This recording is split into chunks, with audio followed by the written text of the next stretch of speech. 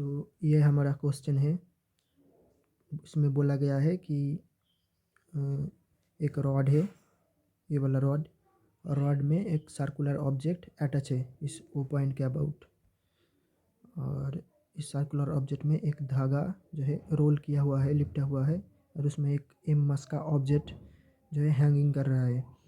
सो इसका एक्सेलरेशन निकालो, मतलब कि अगर इसको छोड़ दिया जाए तो कितना एक्सेलरेशन से ये नीचे गिरेगा। और इसमें जो म्यू है वो म्यू है सफिशिएंट फ्रिक्शन, मतलब नो स्लिपिंग, मतलब स्लिप नहीं करेगा।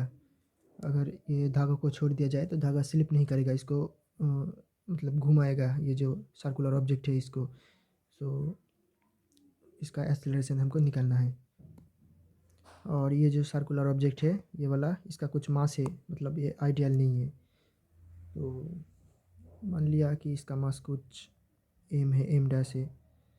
तो अब हम निकालेंगे इसमें फोर्स कितना लग रहा है, ये वाला, मतलब कितना फोर्स कहाँ पर एक्ट हो रहा है। तो सबसे पहले इस डिस्क के लिए, ये अगर सेंटर ऑफ मास है इसका, तो इधर एक फोर्स एम जी लगेगा, इधर नॉर्मल, इधर टेंशन, इधर भी टेंशन, और इधर लगेगा एम जी, ये एम डैश जी लगेगा इधर, इधर इधर एम जी। सो इतना फोर्स जो है एक्ट हो रहा है। अब एनएलएम चैप्टर में जो कॉन्सेप्ट पढ़ाया गया था उसके हिसाब से देखो, ये जो एम मास का ऑब्जेक्ट है, सबसे पहले इक्वेशन को लिख लेते हैं एनएलएम वाला। तो एक अलग पिक्चर का फोटो रखते हैं कि ये जो रॉड था ये वाला मान लो, और ये वाला ऑब्जेक्ट था। तो ये जो धागा था इसमें एक एम मास का ऑब्जेक्ट था, तो इधर एक टेंशन था, टेंशन फोर्स, इधर एम जी। और अगर इसको छोड़ दिया जाए, मतलब फ्री छोड़ दिया जाए, तो ये नीचे, मतलब नीचे की तरह एक्सेलरेट होगा। सो इस फोर्स लाएगा वो नीचे की तरह एम जी, और इसके लिए ही एक्सेलरेशन होगा, मतलब नीचे की तरह गिरेगा। मतलब इसको हम लिख सकते हैं इक्वेशन एम जी माइनस, क्योंकि एम जी फोर्स बड़ा है, एम जी के लिए नीचे गिरेगा। सो इसमें हम लिख सकते हैं m g minus tension equal to M a. ये वाला एक इक्वेशन हो गया, एक नंबर इक्वेशन। और दूसरा इक्वेशन क्या लिख सकते हैं, क्योंकि ये सर्कुलर ऑब्जेक्ट है और इस पॉइंट के अबाउट, ये सर्कुलर ऑब्जेक्ट है और इस पॉइंट के अबाउट रोटेट करेगा। तो अगर देखें इसमें एम जी और नॉर्मल है, और हम लिख सकते हैं tau is equal to I alpha. तो नॉर्मल के लिए जो टाउ होगा टेंशन हो जीरो, क्योंकि यहीं पे इस एक्सिस के अबाउट रोटेट होगा, और ऐसे डिस्टेंस का जीरो है। एम जी का भी सेम जीरो हो जाएगा। सिर्फ ये जो टेंशन है इधर, इस टेंशन के लिए कुछ फ्रिक्शन इधर काम करेगा। तो हम लिख सकते हैं ये अगर रेडियस आर ले लिया जाए, तो tension into R equal to I into alpha. So ये जो है हमारा इक्वेशन नंबर 2 हो गया। अब हम क्या करें, इधर है अल्फ़ा, इधर है ए, और इधर है अल्फ़ा, ये वाला अल्फ़ा, ये वाला ए। तो हमको अल्फ़ा को एक ही टर्म में लिखेंगे हम। सो देखो, क्योंकि इधर सफिशिएंट फ्रिक्शन है, इधर सफिशिएंट फ्रिक्शन है, मतलब नो स्लिपिंग। अगर स्लिप नहीं कर रहा है तो इसका जो सर्कुलर ऑब्जेक्ट का जो एक्सेलरेशन होगा वही एक्सेलरेशन इसका होगा, इस धागे का जो नीचे गिर रहा है। सो हम लिख सकते हैं कि अगर इसका एक्सेलरेशन ए ले लिया जाए, ए टी टेंजेंशियल एक्सेलरेशन अगर ले लिए, तो ए टी इक्वल टू इसका जो एक्सेलरेशन है इसका होता है, अगर रेडियस आर है तो आर अल्फ़ा। सो हम लिख सकते हैं alpha is equal to a t बटा आर। सो और इसको ए की बराबर लिख दिया इक्वल टू ए, क्योंकि ए भी जो है ए भी ए टी ही है टेंजेंशियल एक्सेलरेशन, लेकिन हमने ए लिखा था, इधर ए टी लिख दिया था, तो ए की बराबर हमने रख दिया इसको। सो ए इक्वल टू ये हो गया, इसको हम पुट कर देंगे इसमें अल्फ़ा में इधर। सो जो इक्वेशन बन जाएगा t r equal to I into कितना आया था 80/r, सॉरी ये इक्वल टू ए होगा, मतलब इधर गलती से लिख दिया, ये तो अल्फ़ा है, ये तो अल्फ़ा है। इस ए को हम इस 80 को हम ए बोल रहा था।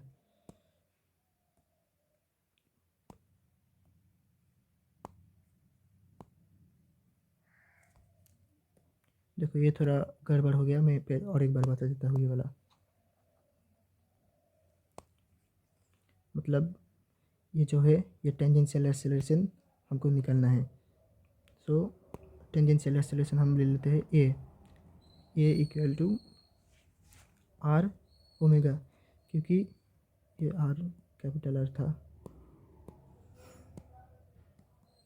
आर ओमेगा, क्योंकि इसमें जो ये जो रोटेट कर रहा है, मतलब ये जो सर्कुलर ऑब्जेक्ट है इसमें कुछ फ्रिक्शन है जो कि सफिशिएंट फ्रिक्शन है, मतलब इसमें अगर धागा फ्रीली छोड़ दिया जाए तो स्लिप नहीं करेगा, इसको रोटेट करवाएगा। सो इसलिए इसका जो एक्सेलरेशन होगा, मतलब इस सर्कुलर ऑब्जेक्ट का जो एक्सेलरेशन है वही एक्सेलरेशन इसका टेंजेंशियल एक्सेलरेशन होगा, मतलब A equal to R omega हम लिख सकते हैं। So sorry A equal to R alpha, बार गलत हो रहा है, कहा गया A equal to R alpha, R omega होता है भी इक्वल टू आर ओमेगा, क्योंकि ये भी एंगुलर वेलोसिटी अगर अल्फ़ा किया जाए तो इक्वल टू ए किया जाए तो आर अल्फ़ा। सो ये वाला तो हम जानते ही है, तो यहीं से सबसे हम लिख दिया A equal to R alpha, alpha equal to A बटा आर। इसको हम पुट करेंगे इधर। So T into R equal to I into alpha equal to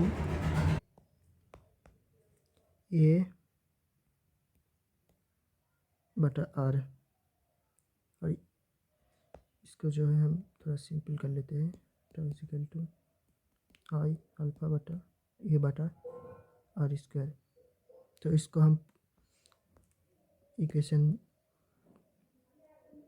2 बोले थे, क्योंकि इक्वेशन 2 को ही हम थोड़ा सा मतलब सिंपल कर लिया ऐसे, सिंपल तो यही था, इसको थोड़ा मतलब अल्फ़ा का वैल्यू पुट करके ये निकला इक्वेशन नंबर 2। फिर हम इक्वेशन 1 और 2 को ऐड कर देंगे।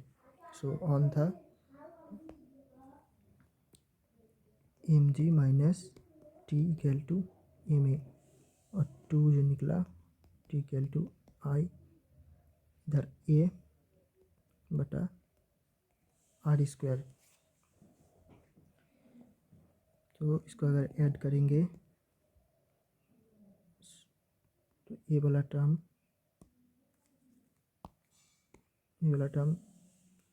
ख़त्म हो गया, फिर जो रह जाएगा m g m a plus बटा आर स्क्वायर।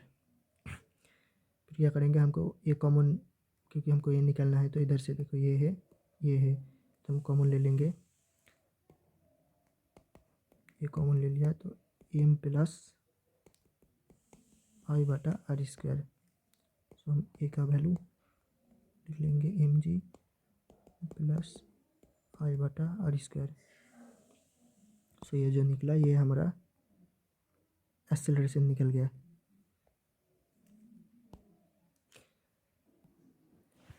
तो ये हो गया हमारा आंसर, और इसका हम शॉर्ट तरीके से भी कर सकते हैं, मतलब कैसे, बहुत ही शॉर्ट से।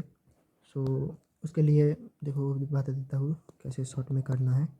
उसके लिए जो हमारा फार्मूला होना चाहिए वो होता है acceleration equal to net unbalance force बटा नेट मास। ये होता है फार्मूला, नेट अनबैलेंस फोर्स बटा नेट मास। चलो देखते हैं अनबैलेंस फोर्स कितना है। सो इसको हम इरेज कर देते हैं पहले।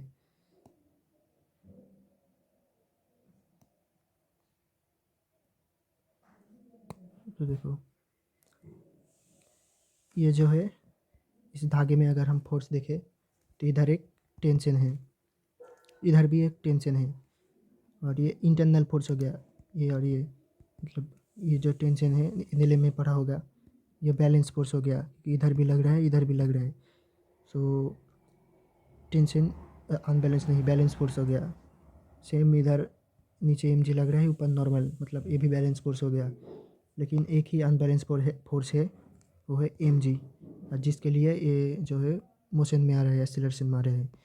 तो एम जी हो गया अनबैलेंस फोर्स इधर। सो लिख दिया एम जी बटा नेट मास। नेट मास देखो, एक तो मास एम है और दूसरा मास इस डिस्क का मास। तो देखो डिस्क का मास समझाता हूँ, इधर एम लिख दिया। सो हम क्या पढ़े कि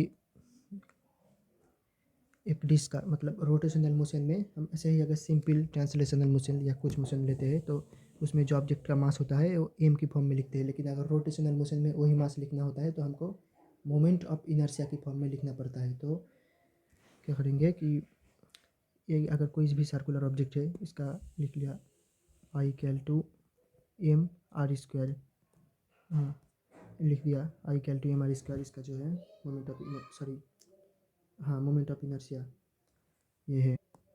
क्योंकि देखो हम जब ऐसे लिखते हैं F equal to M A, ऐसे ही नॉर्मल लिखते हैं, लेकिन अगर सर्कुलर मोशन में ये लिखना होता है तो फोर्स की बदले में टाउ इक्वल टू एम की बदले में आई और एक्सेलरेशन अल्फ़ा, ऐसा ही लिखते हैं। और ऐसे ही हर चीज़ में देखोगे मास की बदले में ये लिखा होता है। तो हमको इधर भी मास की बदले में ऐसे ही लिखना पड़ेगा, जस्ट फॉर डिस्क, मतलब डिस्क नहीं, मतलब कोई भी जो सर्कुलर ऑब्जेक्ट है ये उसके लिए। सो हम देख लेंगे कि देखो इधर ऐसे भी लिख सकते हो एम इक्वल टू आई बटा आर स्क्वायर, या दूसरे तरीके से लिख सकते हो। देखो इधर लिख दिया आई, क्योंकि आई की टर्म में लिखना है। अगर तुम डायमेंशन देखोगे इसका तो देखो एक्सेलरेशन तुम लिख सकते हो फोर्स बटा मास, मतलब ऊपर फोर्स का डायमेंशन आना पड़ेगा। ठीक है, आ गया फोर्स का डायमेंशन क्योंकि एम जी भी फोर्स है। नीचे मास का डायमेंशन आना पड़ेगा। देखो एक मास है और एक आई, देखो आई की अगर देखोगे तो I equal to M R square, मतलब मास है उसके साथ रेडियस का स्क्वायर भी है, लेकिन हमको मतलब मीटर का स्क्वायर हमको नेगलेक्ट करना है। सो आई लिखा, और अगर इधर एक मास भी है मीटर भी है, तो हम अगर इसको मीटर स्क्वायर से मतलब अगर डिवाइड कर दिया तो डायमेंशन मतलब सिर्फ मास का आ जाएगा। तो मास प्लस मास सिर्फ मास हो जाएगा। सो फोर्स बटा मास, तो एक्सेलरेशन आ जाएगा। तो यही वाला हमारा आंसर। Thank you.